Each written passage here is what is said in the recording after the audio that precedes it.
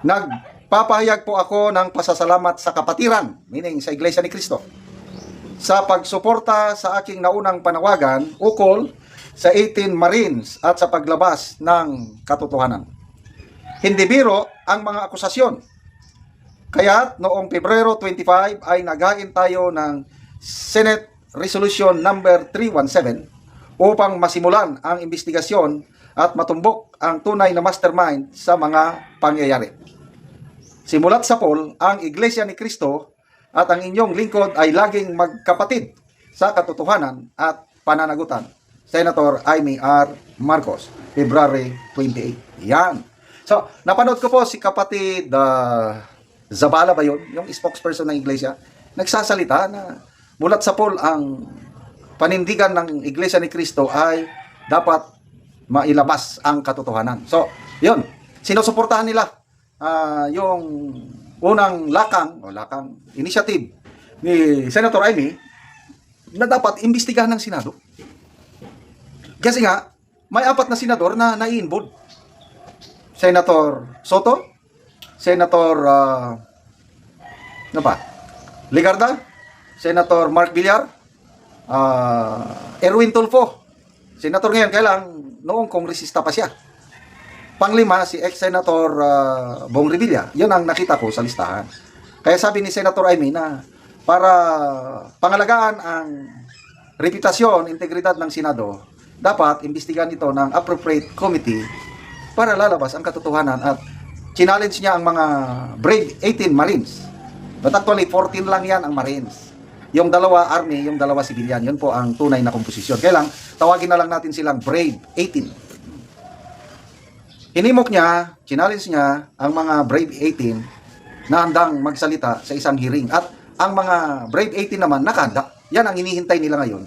Importante na may hearing para mapanood natin publiko na isa lang sila sa cross-examination. Kasi yon pahayag lang nila with pictures, evidences. Pag isa lang sila sa hearing, magsasalita sila under oath, i-cross-examine sila ng mga iba't ibang senador, doon mo na malalaman ang tao kung nagsisinungaling o hindi. Ganun lang yun. Kagaya ng nangyari kay Master Sergeant Orly Gutesa, kahit nag-iisa lang siya noon, wala siyang ipinakitang litrato o anumang ebidensya. Ako, dahil sa narinig ko yung pagsalaysay niya, pagsasalita, pagsagot sa mga tanong, nakita ko, nagsasabi siya ng totoo. So, bakit ang Senado parang matamlay? Lalo na si Senator Lacson. Opening statement pa lang niya, yung opinion niya is wala na, may bias na siya. Sabi niya parang may kulay ng destabilization. Sabi niya kaduda-duda ang timing kung ano-anong sinasabi. Although ngayon sinusuri daw ang mga sworn affidavit.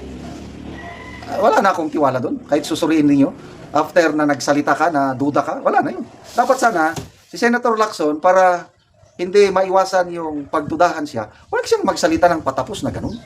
Kasi lumalabas, meron na siyang bias yung mga ganong statements. Di ba? So, aaksyonan ba ito ng Senado? Meron kayang committee na mag-iimbestiga? Sana nga, maganda at ito, nagsalita ang Iglesia. Kasi nga, very powerful naman, voice ang Iglesia. So sana, magkaroon ng investigasyon para malaman na natin ang katotohanan. Hindi yung dinidiscredit niyo ang Brave 18, sabi niyo kung ano-anong paninira. Imbestigahan muna. At kung makita natin na nagsisinungaling, edi basura na. O kasuhan. So, again, salamat sa partnership ng Iglesia ni Cristo sa pakikipagtulungan ng ating mga kapatiran sa Iglesia tungkol sa paglalahad sa katotohanan. Mulat sa poll ako, I have many good experiences in dealing with members of Iglesia ni Cristo. Nakakatuwa po. Ito tinyente pa ako noong 1988. Nasayin ako sa isang liblib na lugar sa Davao, Davao del Norte pa noon. Kaya Davao de Oro na ata ngayon, nag-separate na. Malakas ang mga MP doon, mga rebelde. So tinatakot nila ang mga preachers o pastors o sa ministro.